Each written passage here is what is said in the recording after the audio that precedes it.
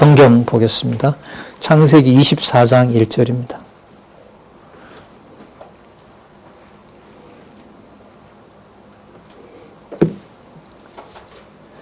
제가 읽겠습니다. 아브라함이 나이 많아 늙었고 여호와께서 그의 범사에 복을 주셨더라. 아브라함이 자기 집 모든 소유를 맡은 늙은 종에게 이르되 청컨대 내 손을 내 환도뼈 밑에 넣어라. 내가 너로 하늘의 하나님 땅의 하나님이신 여호와를 가리켜 맹세하노니 너는 나의 거하는 이 지방 가나안 족속의 딸 중에서 내 아들을 위하여 아내를 택하지 말고 내 고향 내 족속에게로 가서 내 아들 이삭을 위하여 아내를 택하라. 우리 교재는 의미분석 성경 개론 86페이지에 보시면 양쪽 가로 이 언약 계승의 실현 내용부터 하도록 그렇게 하겠습니다. 아브라함의 언약 계승 실현은 이제 이삭에게 그대로 이어지는지가 핵심이겠죠. 그리고 더 중요한 핵심은 여호와께서 언약하셨으므로 여호와께서 성취하신다는 내용을 본문에서 확인하는 것이 제일 중요합니다. 그러니까 여호와의 살아계신 증거를 어떤 사건을 통해서 여호와께서 어떻게 깨닫게 하시느냐, 이게 이제 성경을 봐가는데 가장 중요한 부분입니다. 그러니까 모든 책에 성경을 뺀 모든 책들은 그 쓴 사람이 이제 저자가 되죠. 그러나 이제 성경은 기록한 사람들을 저자라고 하지는 않거든요. 원저자 또 기록자 이런 걸 분명히 구분을 하고 있습니다. 또 쓰여진 기간도 1600년 동안이라는 기간 속에서 쓰여졌기 때문에 사람이 있었다고도 할 수가 없는 겁니다. 그러면 그렇게 차이가 많이 나는 성경의 어떤 기록의 과정들을 이제 하나로 묶어가는 것은 그 내용들을 연결하는 것 밖에는 뭐 다른 방법이 없습니다. 그리고 그 연결해서 의미는 여호와의 살아계신 증거가 어떻게 드러나느냐, 어떻게 확증되는지를 모아가는 거죠. 그런 의미에서 24장에서부터 26장에 보면 24장에 한번 볼까요? 제목이 이삭이 맞이한 아내 이렇게 나오죠. 이걸 이제 여호와께서 어떻게 하시는지를 우리가 그 내용을 통해서 살펴볼 거고요. 25장에 보면 조상 자손들의 번성이 나타납니다. 이 조상은 이게 아브라함의 조상이거든요. 아브라함의 그 후손들을 말하거든요. 그러면 이삭이 아닌 후손들이 뭐 한다는 거죠? 번성한다는 얘기죠. 이게 25장 그 12절에서부터 34절까지 나타납니다. 자, 이 부분도 이제 우리가 좀 유의해서 봐야 될 거고요. 그 다음에 26장은 이삭이 언약을 계승하는 겁니다. 25장을 빼면은요, 이게 연결이 돼요. 25장을 빼고 1, 3으로 바로 한번 해볼게요. 이삭이 맞이한 아내, 그러니까 이삭이 아내를 맞이하도록 했으므로 26장으로 가면 연결이 되죠. 이삭이 언약을 계승했다. 아무 문제가 없잖아요. 그러면 25장은 그러면 도대체 어떤 의미가 있기 때문에 25장이 더 들어가 있느냐, 이걸 이제 해명을 해야 되는 거예요. 아니면 뭐 빼도 된다 이러면 이제 문제는 심각해지니까요. 자, 그러니까 24장 다음에 25장이 나와야만 되고, 그러므로 26장까지 나오므로 24장에서부터 26장까지 여호와께서 언약 계승을 여호와께서 섭리하셨고 또 여호와를 계시하셨다. 그 섭리를 계시하셨다는 것 지난번에 말씀을 드렸죠. 섭리는 자손 땅 통치 언약을 여호와의 방법으로 여호와가 이루신다는 게 섭리예요. 그럼 이제 그게 최종 목적이 아니라 그걸 통해서 우리가 자손을 많이 보니까 좋은 것이다라고 이렇게 가면은 안 되는 거예요. 성경은 그러므로 여호와께서 살아계신다, 이렇게 가야 되거든요. 그걸 섭리를 계시하신다. 여호와께서 자손 땅 통치를 섭리하셨고 이루셨고 그러므로 여호와는 살아계신다. 그래서 성경의 어느 부분을 보더라도 여호와께서 살아계신 것을 증거하는 내용으로 이해가 되고 전하는 사람들은 꼭 그렇게 해야 되는 겁니다. 자, 24장 1절에서부터 7절을 한번 보시면은요. 종이 리브가를 대면합니다. 조금 전에 읽었던 내용에 보면 이제 아브라함이 자기 본토이죠. 자기가 왔던 갈대아 우르의 하란이죠. 하란으로 보내는데 이제 거기에 가서 이제 친족을 만나는 거죠. 사촌 관계죠, 다들. 거기 가서 이제 만나서 이제 리브가를 만나게 되는 내용이 24장 1절에서부터 27절까지 나타나는데 24장 그 7절을 한번 볼게요.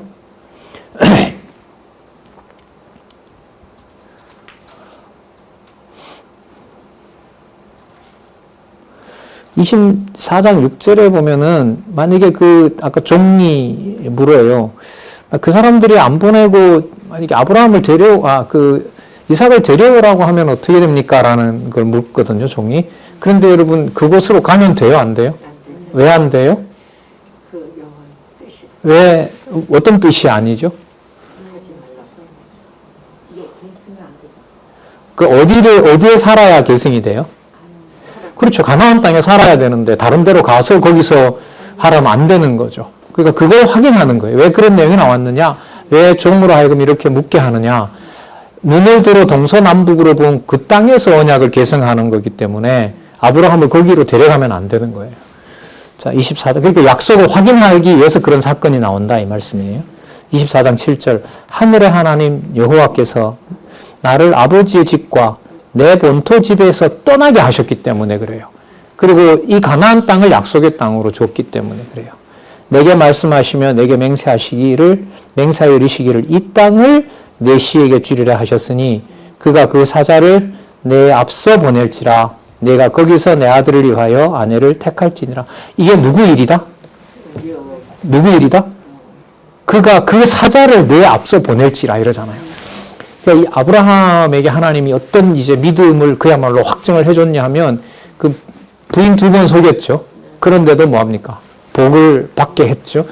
그 다음에 이삭을 바치라고 했는데 하나님께서 거기서 하나님이 보호해 주셨죠. 그렇기 때문에 동서남북으로 본 그 땅에서 언약을 계승한다는 것이 아브라함으로서는 이제 말년 아브라함에게는 확신이 드는 거예요. 그렇기 때문에 그 하나님께서 뭐 하신다? 지금 이삭의 부인을 얻는 것도 하나님이 하시는 일이다라는 표현의 강한 내용이 여러분 24장 7절이에요. 그러니까 스토리에 맞추면 이런 게 안 들어오는데 의미로 맞추면은 여호와께서 섭리하시고 여호와의 살아계신 걸 계시하셨다. 섭리하셔서 계시하신다에다 초점 맞추면 이런 부분이 들어오는 거죠. 그 사자를 하나님께서 그 사자를 내 앞서서 보낼 거다. 그러니까 이 일이 내 일이 아니라 누구 일이다? 여호와 하나님의 일이다라는 게 딱 믿어지는 거죠. 그럼 이제 여러분들이 글쎄 보고 있는 뭐 형이나 교회 선배나 여러분들 부모님들을 볼 때도 신앙의 눈으로 본다는 것은 그 부모들이 여호와께서 일을 해가시도록 우리 부모가 어떤 신앙을 가지고 있느냐 그 시각은 여러분 매우 중요해요. 그냥 날 보호해준 부모라고 생각을 한다면은 배우는 게 좀 많이 섭섭한 거죠. 그리고 지금 24장 7절에 봤을 때 여호와께서 일을 해 가신다는 사실을 확인하면서 사는 그 부모들의 그 핵심을 여러분들이 좀 봤으면 좋겠다는 생각이 들어요. 뭐 여러분들은 나중에 마찬가지인 거죠. 그거는 여러분 성경을 통해서 바탕을 둔 신앙생활이 아니면 그건 불가능한 거예요. 그냥 말로 하나님이 인도해 주십시오. 이것하고는 다르다고 봐요. 자, 그 다음에 가서 이제 만나죠. 리브가라는 그 사람의 이제 동생이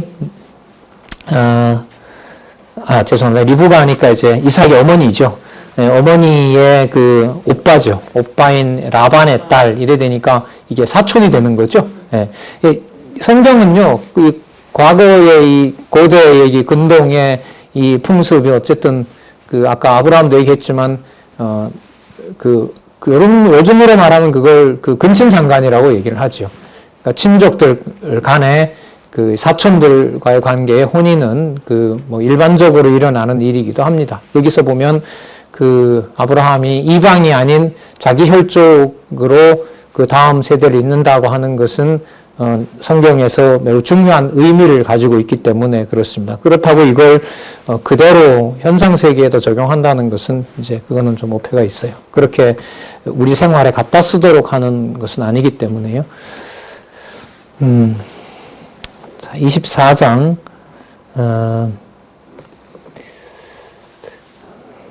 자, 어디를 보시냐면요. 리브가를 이제 만나고요. 리브가한테 묻지요. 어떻게 할 거냐라고 물었는데 37절 한번 볼까요? 24장 37절에 한번 보시면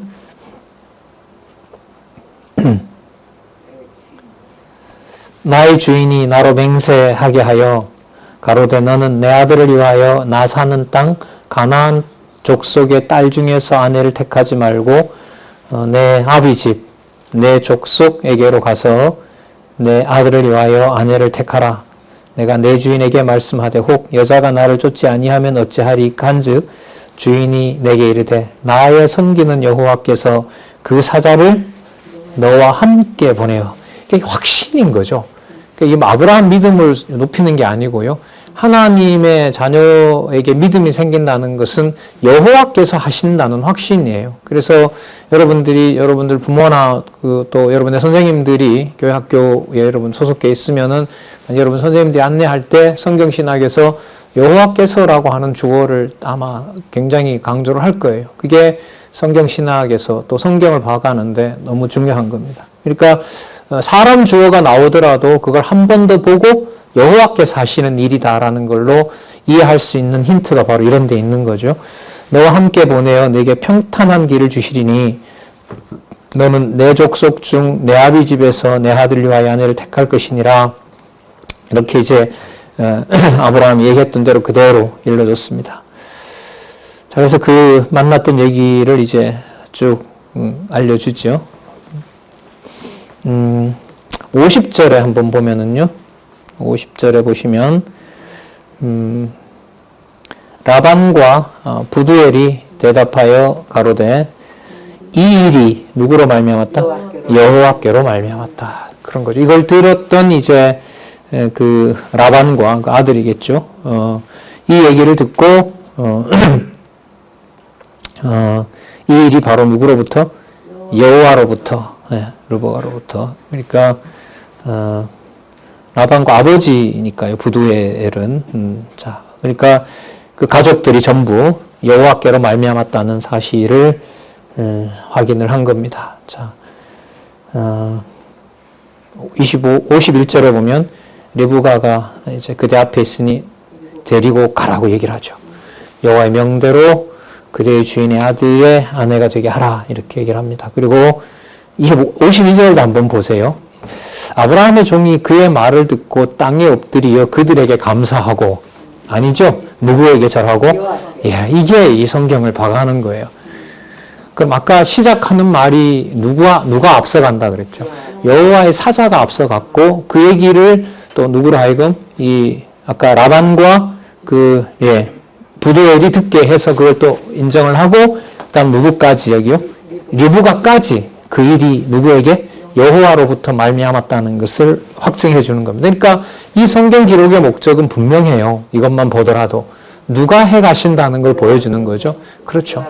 그러니까 이렇게 보시면 됩니다. 이 일이 성사되었기 때문에 여호와께서 하시는 일로 보는 거 아닙니까? 선생님이 이렇게 묻는다면 안 되는데도 우리가 볼 때 성사가 안 된 것도 성경은 여호와가 하신다는 걸로 맞춥니다. 초점을.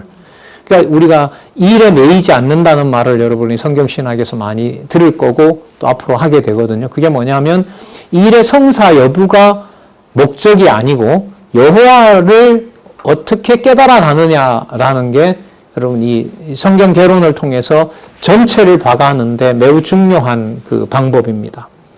그러니까 어떤 일을 꾸며나갈 때 그 일을 계획하고 사람들이 살아가잖아요. 여러분들도 미래 계획을 하고 이제 오늘 아침에 저만 하더라도 일어나서 뭘 하고 일을 계획한단 말이죠.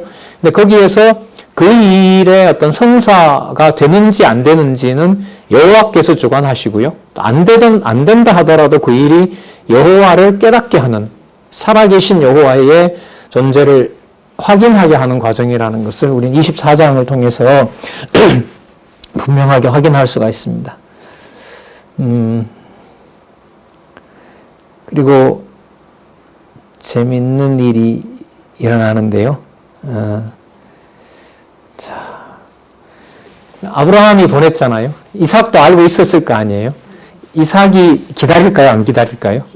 그렇죠. 신부를 아버지가 신부를 구하러 보냈는데 뭐 좀 우스갯소리입니다만은 뭐 전 어른들한테 들었는데 저는 뭐 그렇게 결혼 안 했는데 옛날에 어른들이 보면 그 장날 중매라는 말이 있어요. 장날 중매. 그러니까 장날 사돈이라는 게 있거든요. 그게 뭐냐면 장에 이렇게 간데 보니까 굉장히 어떤 저기 남자분이 그 어른이 인품이 괜찮은 거예요. 그래 통성명을 하고 이제 지내는 거죠. 그래서 서로 이제 그 친분 관계가 이렇게 쌓아가요.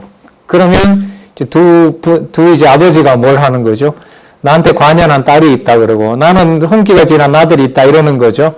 그러면 혼인시키자 이렇게 해서 그게 이제 장날에 맺어진 사돈이 되는 거죠. 그 과거 같으면은 뭐 지금이야 그런 일이 아니지만은 과거에는 여러분 알다시피 유교 사회에서 그 자녀의 모든 권한은 뭐 과거 농경사회고 그럴 땐 전부 부모에게 있잖아요. 그죠? 그렇게 해서 이제 맺어진 경우 뭐 저도 많이 봤고요. 뭐 저는 그렇게 하진 않았는데 그 뭐 우리 통상 기준으로 보면 맞지를 않죠. 그러면 이건 어디에다 맞춰야 돼요? 다시 또 여호와에게 맞춰야 되는 거예요.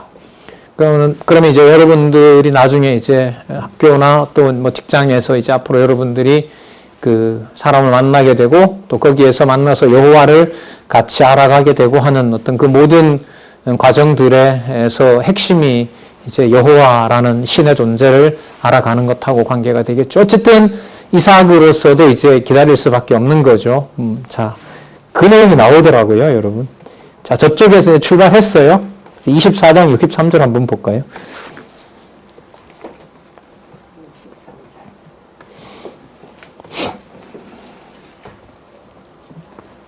24장 63절에 보면 이삭이 저물 때에 들에 나가 묵상하다가 말씀을 묵상했을까요? 어떤 신부가 올지 묵상했을까요?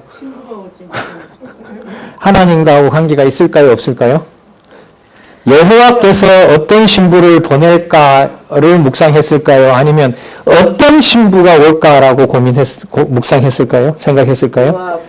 이쁠까 안 이쁠까 뭐 이런 거 고민했을까요? 좀 우스갯소리인데 어쨌든 초점은 어디에 있냐면 이삭으로 하여금 아버지가 보냈던 이삭이 계승을 하기 위해서 이삭으로 자손을 계승하도록 하기 위해서 보냈던 이삭으로 하여금 그 사건에 이제 직접 맞닿게 하는 거죠. 경험을 하게 하는 거고요. 자, 보니까 이제 약대들이 오는 거죠. 뭐 나중에 나옵니다만은 그 어머니 사라처럼 이 리브가도 비가 출중했어요. 미가 출중했어요. 그래서 나중에 자기 아버지처럼 자기 부인을 그 또 동생이라고 비겁한 짓을 또 해요. 이 이삭도. 아브라함은 2번이나 하는데 이삭은 2번은 하지는 않아요. 그런데 어쨌든 그 뭐 그것도 나오긴 나오는데요. 또 그 가운데서 이제 하나님께서 보호하시는 내용도 나오긴 합니다. 자,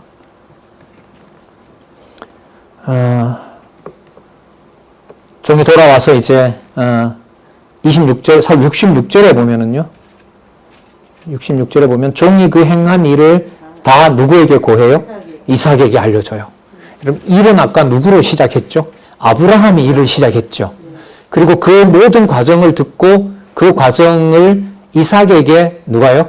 이 종이 다 알려줘요. 아비가일이라 그랬나? 이 종 이름이. 그 종이 다 알려줘요. 그러니까 갈 때부터 시작해서 돌아오는 데까지 모든 과정들을 아까 주어가 누구였었죠? 주의 사자가 앞서갔고 주의 사자가 감동시켰고 우리가 여호와께서 일을 이루었다고 제가 그분들 앞에서 무릎을 꿇었고 그 일들을 이삭에게 알려줘요. 그러면 여러분 이삭에게 계승된다는 게 자손을 낳는 아내 리브가를 데려왔다는 데 초점이 있을까요? 아니면 여호와께서 약속하신 언약을 지금 이루고 계십니다라는 걸로 갈까요? 그래서 성경을 보면 이런 게 눈에 들어와요. 이 성경을 보는 관점이 완전히 달라져요. 이 의미분석 성경 개론이 그래서 너무너무 중요한 거예요. 이거는 위로 올라간다는 말은 범위를 넓혀서 묶으면 묶을수록 누구 존재로 가는 거죠? 여호와 존재로 가요. 그 여호와께서 살아계신다라는 것하고 인간이 이 세상에 살아가는 것하고 목숨을 바꿀 일이 되는 거예요. 무슨 뜻이냐면 그걸 깨닫도록 이 세상에 하나님의 자녀를 보낸 거거든요. 왜 이 세상에 목숨을 주시고 목숨을 지탱하게 하고 또 그 생명을 때로는 우리가 이해되지 않는 방식으로 불려가느냐라고 물었을 때 냉정한 얘기지만 또 우리의 정서에 맞지 않는 상황이 벌어졌다 하더라도 그것은 지금 24장에 답이 또 나와 있죠.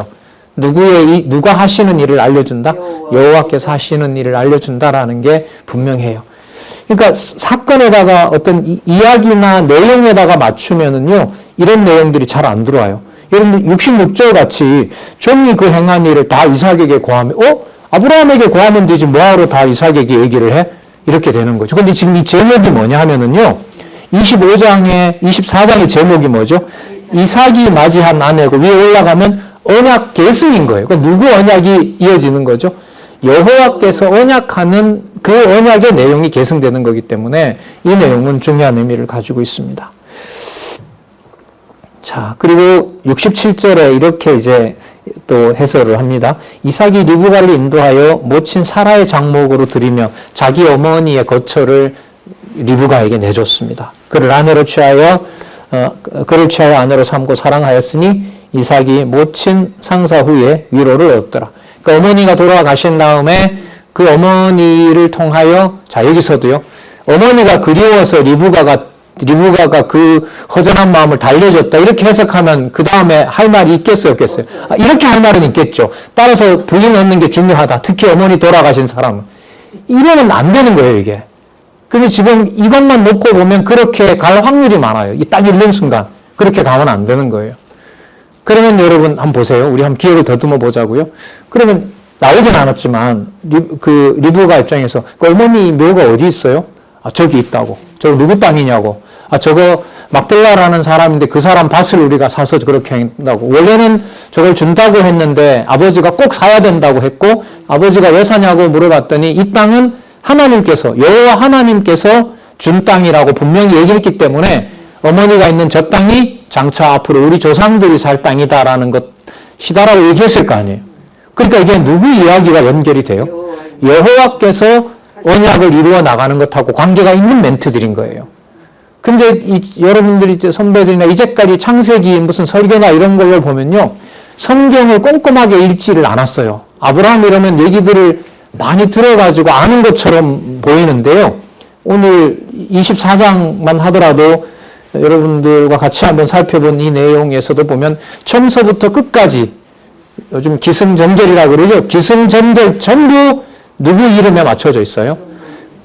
그러니까 마지막에 어떻게 결론이 나요? 그러므로 여호와의 언약이 사라에게 어떻게 이루어졌는지를 본 이삭이 그 사라를 대신해서 언약을 이루어갈 리브가를 두고 그를 사랑하였더라. 이렇게 설명을 하면 이게 누구 중심이 돼요? 여호와 중심으로 가는 여지가 생기는 거죠. 그래서 이제 25장을 빼고요, 26장에 가서 읽으면 잘 연결돼요. 아브라함 때 첫 흉년이 들었더니 그 땅에 또 흉년이 들매 이삭이 그랄로 가서 블레셋 왕 아비멜렉에게 이르렀더니 이렇게 얘기를 합니다. 그러면서 26장에 가서 이삭이 또 아버지처럼 부인을 누이라고 거짓말을 하는 이런 일들이 연결이 되면서 연결을 좀 하면은 하나님께서 이삭의 됨됨이를 보고 언약을 계승하는 것은 아니다라는 것으로 가면 여호와께서 언약 계승을 여호와의 능력으로 방법으로 하신다는 게 연결이 되죠. 자, 그렇게 연결이 된다는 건지 알겠는데 그럼 도대체 25장은 이렇게 되는 거죠. 자, 26장은 그렇게 연결된다는 걸 또 한번 봤습니다. 근데 여러분 이 25장 첫 부분이 뭐냐면 이삭이 죽은 후에요, 이 할아버지가 아브라함이 이제 할아버지 하겠거든요. 아브라함이 철을 또 얻어요. 근데 사람을 많이 낳아요. 25장 1절 아브라함이 후처를 취하였으니 이름은 그두라라. 그가 시므란, 욕산, 무단, 미디안, 그 유명한 미디안 종족 여기 나오죠. 미디안 몇 명이죠? 그러면 넷, 이스박, 수아를 낳았고 욕산 이렇게 나오니까요. 시므란, 욕산, 무단, 미디안, 이스박, 수아 6명이죠. 야 진짜 이거 복이죠.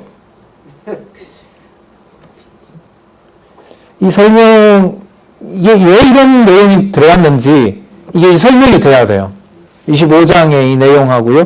그 다음에 여러분 그 25장 12절에 가면은요. 한번 미리 볼게요. 그래서 여러분 성경을 읽지 않으면요. 고민이 생기질 않고요. 그 고민 생긴 부분들을 여호와의 언약과 성취라고 하는 것과 여호와께서 언약과 성취를 이루어 나간다는 걸로 설명을 안 하면은 성경은 논리적으로 연결이 안 돼요. 성경이 논리적으로 연결이 안 되는데 여러분 성경 볼 필요는 없지 않아요? 솔직히. 그리고 신앙생활이라는 게 그런 걸 빼고 무슨 신앙생활을 하겠어요? 교회에 무슨 친분 관계를 뭐 지금이야 만나지도 못하지만은 별 의미가 없어지는 거거든요. 그러니까 나름 굉장히 중요한 이제 의미를 가지고 있는 거죠. 25장 12절에 보면 사라의 여종 애굽인 하갈이 아브라함에게 낳은 아들 이스마엘의 후예는 이러하다. 그럼 이게 누구 후예들이 12절부터 나와요? 이스마엘의 후예가 나와요. 25장 1절에서부터 11절까지는 또 뭐가 나오고요? 아브라함이 그러니까 참 하나님이 하시는 일 이상하죠.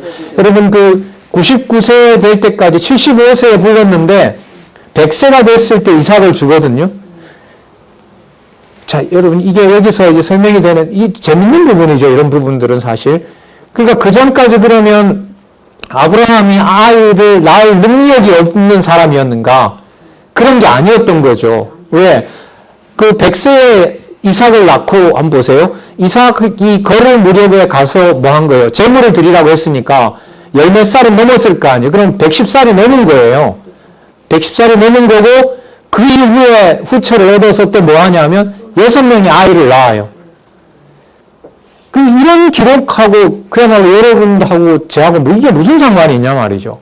이게 아브라함이 후처 얻었던 것하고 여러분 저와 무슨 상관이 있겠어요. 그러나 성경을 하나님 말씀으로 공부해 가야 되는 면에서는 이게 꼭 해명이 돼야 될 얘기인 거죠. 그러니까 현상적으로 보면 이삭을 태어나게 한 능력도 누구한테 있다는 거죠. 여호와께 있다는 거죠. 그러면 후처를 줘서 더 아이들을 많이 낳게 한 후손, 아까 아모리라 그랬나요? 미디안과 같은 이런 아주 중요한 부족의 조상도 결국 아브라함이 되는데, 그럼 이들이 왜 이렇게 태어났다는 기록을 하느냐? 왜 그럴까요? 아브라함에게 했던 열왕의 아비가 된다는 약속 때문에 그래요. 지난번에 나왔었죠? 이삭은 열국의 어미가 된다 그러고. 그러니까 많은 조상의 뭐가 되냐 하면 아버지가 된다는 거예요. 아브라함이라는 뜻이 무슨 뜻이죠? 열국의 아비라는 뜻이에요. 그러니까 여러 종족의 뭐가 되는 거죠? 아버지가 되는 거죠. 그러니까 25장에 이게 뭐가 나오냐면 여러 종족의 아비가 된다고 했던 것을 성취한 내용이 나오는 거예요. 따라서 아브라함에게 했던 언약을 여호와께서 뭐 한다? 이루신다. 선생님, 이들은 언약 자손은 아니잖아요. 맞죠? 언약 자손은 아니에요. 이삭과 같은 자손은 아닌데 여호와의 언약을 아브라함에게 해준 거예요. 마치 여러분 뭐하고 비슷하냐면 노아의 세 아들에게 각각의 언약은 했지만은 셈은 여호와를 부른다고 했잖아요. 그리고 함과 셈은 각각의 또 그 언약을 받았잖아요. 그런데 그들 내에서도 뭐가 일어났어요? 본문에 보면 언약 자손들이 번성해서 많은 강한 나라들이 드러난 거 봤죠? 왜 강한 나라가 드러났냐 하면 아담으로부터 언약을 물려받은 노아가 복의 근원이기 때문에. 그러면 아브라함에게도 복의 근원이 된다는 말은 하나님의 언약 자손인 이삭도 있지만 나머지 많은 부족들의 아비가 된다고 했기 때문에 아브라함을 통해서 누가 태어나야 돼요? 다른 많은 민족이 자손이 태어나야 되는 거예요. 따라서 여호와께서는 잘 보세요. 24장에 언약 자손, 여호와의 이름으로 낳는 언약 자손도 여호와께서 이루어 주시고, 그리고 생육 번성할 준비도 해주시고 혼인하게 해서요. 뿐만 아니라 약속하신 대로 열국의 아비가 되겠다고 했던 약속 때문에 첩을 얻어서 족장들을 낳게 하고, 또 이미 있었던 하갈의 아내 이스마엘에게도 12명의 아들이 태어나게 합니다. 12명이 나와서 부족을 이룬다라는 내용이 여러분 25절인가요? 한번 볼까요? 18절인가요? 여기 있습니다. 25장 13절이네요.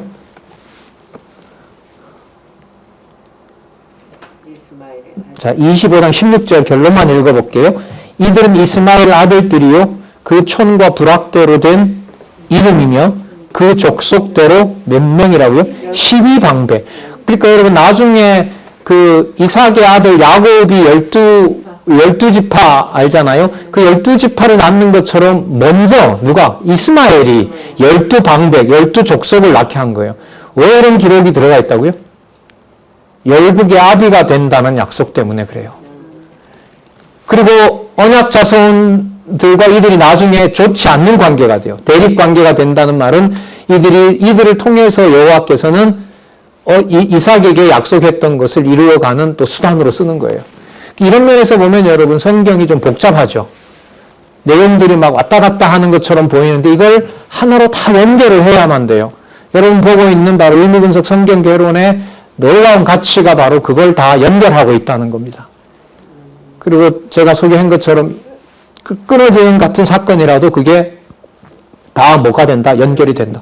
그 연결하는 단서는 어디서 찾아야 되냐면 성경 본문을 직접 읽고 또 여러분들한테 소개해드리는 이 성경 개론과 성경 강론집은 여러분 성경을 보게 되는 사전이거든요. 볼 수 있도록 안내하는 사전이기 때문에 또 해설서이기 때문에 그걸 여러분들이 하루라도 빨리 접하기를 바라는 거죠. 그래 혼자 성경을 읽더라도 하나님 살아계신 것을 확인할 수 있으면 참 좋겠습니다. 그래서 25장 내용은 여호와께서 아브라함에게 했던 약속들을 이루어 주시는 내용이다. 자, 그러면 25장 19절 한번 볼까요?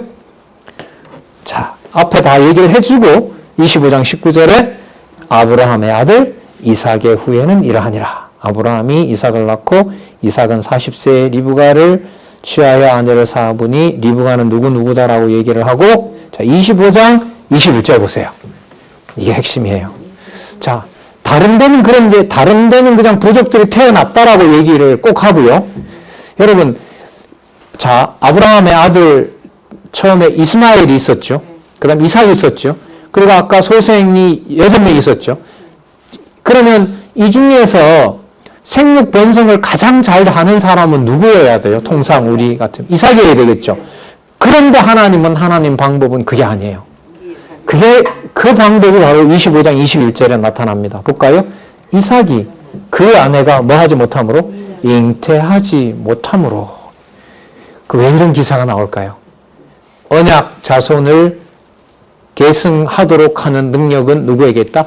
여호와에게 있다. 그러니까 사건 자체가 목적이 아니라 그 사건을 통해서 여호와의 살아계신 것을 확인해 주는 것이 성경의 목적이라는 것을 우리는 여기서 또 한 번 확인할 수가 있습니다. 자, 그래서 뭐라고 기도했을까요, 이삭이? 하나님 언약 자손 이어진다고 했잖아요. 그거 아니겠어요? 자, 왜 그 얘기를 그 기도를 꼭 하게 할까요? 여호와를 찾게 하도록.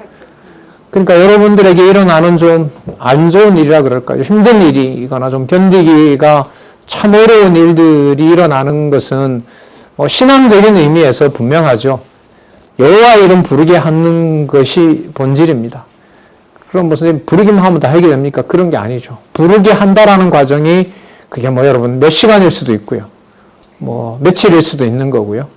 아니면 그게 너무 힘들어서 여호와를 잊고 살게 할 수도 있고요. 그건 하나님께서 어떻게 해가실지는 모르겠지만 하나님이 하시려는 목적은 분명히 여호와를 찾게 해주신다는데 이제 그 의미가 있습니다. 그리고 25장 22절에 보면 아이들이 그 태 속에서 서로 싸우는지라 그가 하루되 이 같으면 내가 어찌할꼬 하고 가서 여호와께 묻자온데 여호와께서 그에게 이르시되 두 국민이 내 충에 있다라고 얘기를 합니다. 그러니까 이게 참 재밌죠, 이게. 그 쌍태인가 봐요. 그러니까 쌍둥이를 배웠는데 그걸 그냥 두 명이 들어있다 이렇게 얘기를 하지 않고 뭐라고 그래요? 두 국민이라고 얘기를 해요. 두 민족이 있다는. 그러니까 뭐가 되는 두 나라가 되는 거죠. 잘 아시는 것처럼 여기서 나오는 이제 아들이 야곱과 에서죠. 야곱과 에서입니다. 자, 이게 재밌는 또 이야기가 나오죠. 약속이 뭐냐면 큰 자가 어린 자를 섬긴다고 얘기를 해요. 그러니까 뭐냐면 쌍둥이도 형제가 있죠. 아니 그 형 동생이 있잖아요. 그 쌍둥이도 형 동생이 있는데 이 내용으로 보면 형이 동생을 뭐 한다는 거죠? 섬긴다는 얘기인 거죠. 그러면 언약을 계승할 것을 인간이 행동도 하지 않았는데 어디에서? 태중에서 누가 결정을 하시는 거예요? 여호와께서 결정하는 거예요. 예, 여호와께서 결정하시는 거예요. 그러니까 두 민족 중에 벌써 누구를 버리고 누구를 택할지를 여호와께서 정해 놓으신 겁니다. 이게 여러분 이른바 작정이고요. 작정이고 예정이라는 기독교의 아주 중요한 진리가 되는 겁니다. 그러니까 성경을 공부해 가는 것은 이렇게 해 가시는 여호와 하나님을 깨달아가는 것하고 직접 관계가 되는 거죠. 자, 태어나는 과정도 보면 재밌습니다.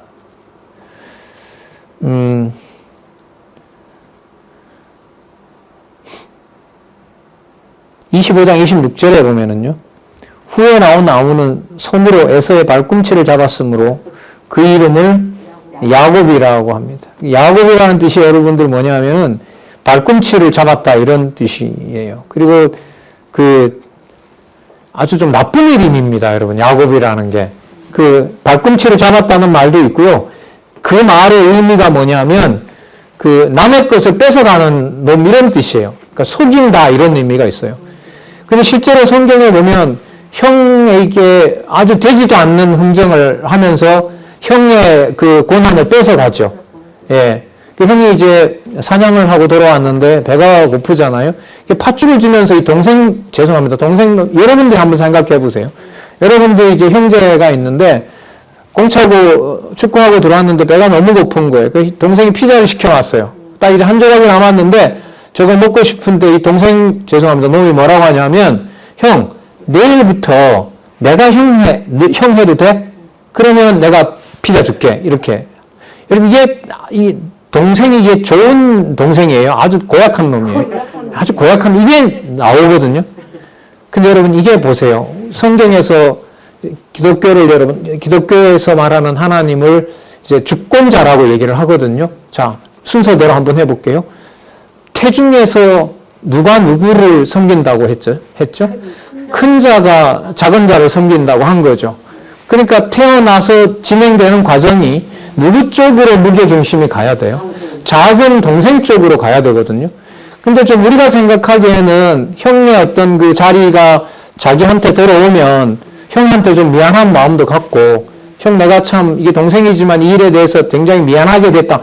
뭐 이런 내용들이 나오면은 아 그래도 그 야곱이 동생이긴 하지만 그렇게 형을 뭐 이런 내용이 가능한데 아예 그게 아니에요. 오히려 하는 짓은 되바라진 놈인 거예요, 이게. 아주 못된 동생인 거죠. 그 이름값을 하는 거죠. 속이는 자, 남의 것을 빼앗는 자, 이런 뜻이 야곱이거든요. 자, 한번 보겠습니다.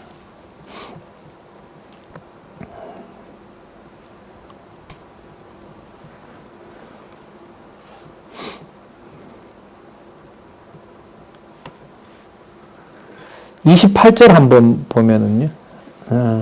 28절. 자, 이거 한번 보겠습니다. 32절 한번 볼게요. 32절에 보시면은, 에서의 말이에요. 에서가 왜 이런 말을 한 것을 기록을 해놨는지 한번 보시기 바랍니다. 생각해 보세요. 에서가 가로되 내가 죽게 되었으니, 배고파 죽게 됐으니, 이 장자 명분이 내게 무엇이 유익하리요? 지금 배고파 죽게 생겼는데 장자가 무슨 필요가 있고 뭐 그러니까 이걸 뭐 하는 거예요? 별로 중요하게 생각하지 않게끔 만들어 버려요. 자, 그리고 33절에 보면 야곱이 가로되 오늘 내게 맹세해라. 얼마나 고약해요, 동생이. 에서가 맹세하고 장자의 명분을 야곱에게 팔아요. 그 팥죽하고 바꿔버린 거죠. 여기 보면. 자, 그러면 여러분 이 이후에 그 장자권이 누구에게 넘어간 거죠? 야곱에게 넘어가잖아요. 야곱에게 넘어간 일이 그 다음에 나와야겠죠. 그러니까 태중에서부터 누구를 큰 자로 삼는다 그랬어요?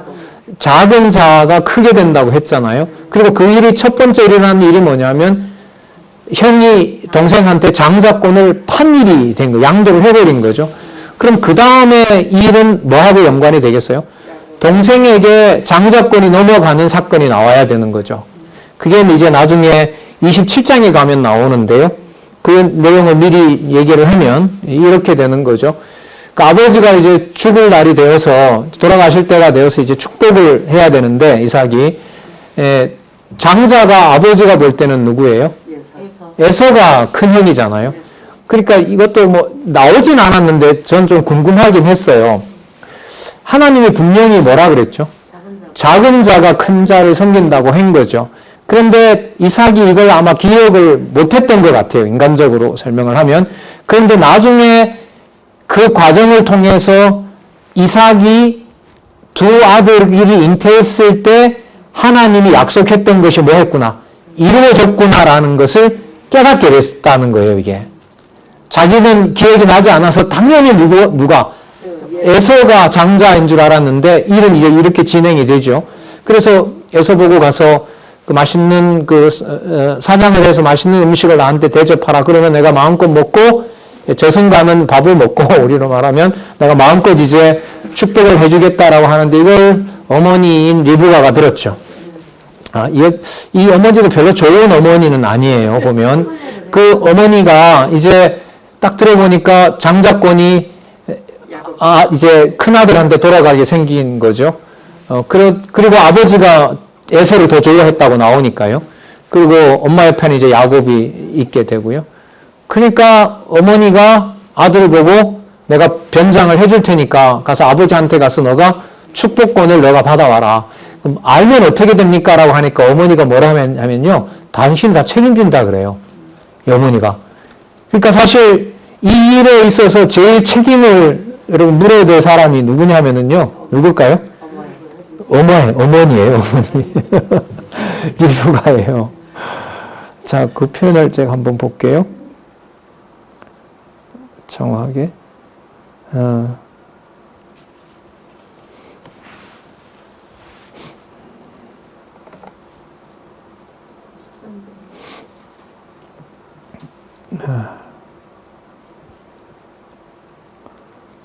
자, 맞아요. 27장 13절에 보면은요. 이 12절에 보면 이삭이 어머니한테 그럽니다. 아버지가 만져보면 다 아는데 그렇게 속이면 안 됩니다. 했더니 복은 고사하고 제가 저주받을 겁니다. 했어요. 그랬더니까 27장 13절에 보면 어미가 그에게 이르되 내 아들아 너의 저주는 누구에게 돌려라? 예, 어머니가 다 뒤집어 쓴다는 거예요. 이 일의 모든 걸 내가 책임질 테니까 너는 가서 아버지의 축복이나 받아라는 거예요. 그럼 여러분 여기서 아버지인 이삭은 큰 자가 작은 자를 섬긴다는 걸 모르고 있었고 어머니 리브가는 그걸 기억하고 있었기 때문에 성경에 나오진 않습니다. 있었기 때문에 작은 아들인 야곱이 가서 아버지 축복권만 무조건 받으면 되니까 하나님의 약속이 생각이 나서 야곱에게 이런 일을 시켰을까요? 그건 아닙니다. 성경에 나오지는 않아요. 성경에 나오진 않습니다. 그리고 지금 이게 만약에 13절에 내 아들아 너의 저주는 내게 돌리라는 말이 했을 때 이삭에게 리브가가 당신 두 아들을 태중에 하나님이 줄 때 한 약속을 모르냐. 복은 누구에게 가기로 되어 있다. 야곱에게로 가게 되어 있다. 작은 아들에게로 가게 되어 있는데 당신이 왜 그걸 기억을 못했느냐. 그래서 복은 누구에게 가야 된다? 작은 아들인 야곱에게 가야 된다라고 했을 수도 있겠죠. 근데 이건 나오지 않으니까 추측은 할 수가 없지만은 분명한 사실은 하나 있어요. 누구 방법대로 누가 정한 대로 자손이 계승됩니까? 여호와께서 언약하신 대로 여호와의 방법대로 그 방법은 나와 있는 것만 가지고 얘기하면 누가 공모해서 아버지를 속여서 어머니와 아들이 같이 공모해서 아버지를 속여서 그게 여호와의 언약이 이루어지도록 하는 일들인 겁니다. 그럼 이걸 그대로 적용하세요라고 하면 어떻게 될까요? 복받기 위해서 수단과 방법을 가리지 않고 뭐도 해도 된다? 거짓말도 해도 된다는 거죠. 그러니까 성경은 여러분 교훈으로 보면 돼요, 안 돼요? 안 되는 거예요, 이게. 절대로 안 되는 거예요. 여기서 분명한 사실은 여호와 하나님께서 태중에 있었을 때 언약한 대로 어떻게 하신다? 분명히 이루어간다는 거예요. 혹여 아버지인 이삭이 그 약속을 기억을 못한다 하더라도 여호와께서 그 일을 여호와께서 이루어 가신다는 거예요. 그게 여러분 27장에 가면 일어납니다. 자, 그러면 25장에서 이제 팥죽 사건이 끝났고 27장에 오면 그렇게 해서 야곱이 복을 받는다 아버지한테 그렇게 연결되면 되잖아요. 근데 26장 내용은 그러면 없어도 돼요. 아까 여러분 마치 25장이 없고 24장 읽고 뭘 읽으면 된다 그래요. 26장 읽으면 됐죠. 맞죠? 네. 26장 아니 20 맞죠? 24장 읽으면 된다고 했었죠. 그죠? 그러면 26장 내용에 가서 보면 26장 내용을 빼고 24장에서부터 27장으로 넘어가도 돼요. 왜? 거기 뭐가 나오니까? 계승하는 내용이 나오니까. 그럼 이제 26장 내용도 또 이게 해명이 돼야 되는 거예요. 26장 내용은 좀 이상한 내용이에요. 뭐냐면 이삭이 자기 부인을 누이라고 속여서 자기 부인이 아니라고 이제 거짓말을 하게 돼요. 그러니까 부인을 지킨 거예요? 못 지킨 거예요? 못 지킨 거죠. 그런데도 뭘 받냐 하면 복을 받고 돌아오는 내용이 여기에 나와요. 그럼 26장 내용은 이게 또 왜 들어갔느냐? 이 답은 어떻게 보면 쉽게 우리가 이미 가지고 있어요. 아브라함에게 그 사라인 부인이 이뻐서 그 애굽 왕한테도 거짓말하고 블레셋 왕한테도 2번이나 거짓말을 했죠. 그러니까 아브라함의 능력으로 자기의 어떤 남편의 자격으로 아내를 지켰어요? 못 지켰어요? 못 지켰어요. 그러나 저주받았어요? 복 받았어요? 복 받았죠. 왜? 여호와께서 언약하신 자손이 거기 태어나야 되기 때문에. 그럼 마찬가지 26장도 아버지가 겪었던 것처럼 26장 6절에서부터 11절을 한번 보세요. 그 책을. 이삭과 아내가 무엇으로?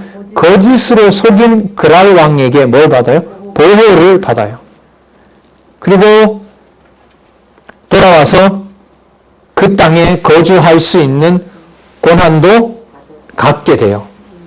이 사건이 왜 나오냐면 여호와 하나님의 언약을 누구의 능력으로 보호하신다?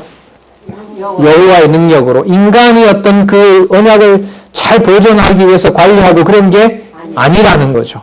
그래서 26장 사건이 꼭 들어가야 돼요. 그 다음에 이삭이 리브가를 지키지 않았음에도 불구하고, 자, 말이 되나 보세요.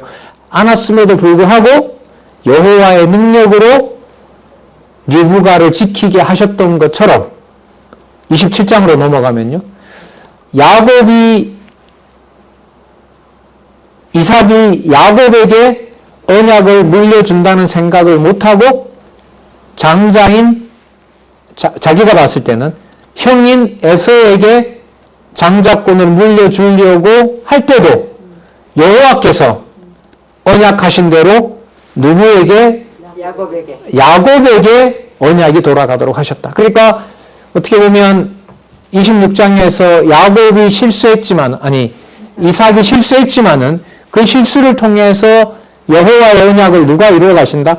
여호와가 이루어 가신다고 했고, 또 27장에 가면 기억을 못하고, 언약을 기억을 못하고, 에서에게 복을 주려고 했지만은 본래 언약했던 대로 누구에게? 야곱에게 주신다 이러는 거죠.